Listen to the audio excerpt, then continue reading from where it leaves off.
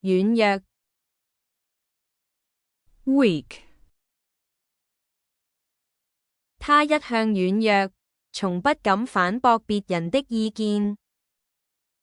He has always been weak and never dares to disagree with others. 有時候向別人求助，不是軟弱，而是堅強的表現。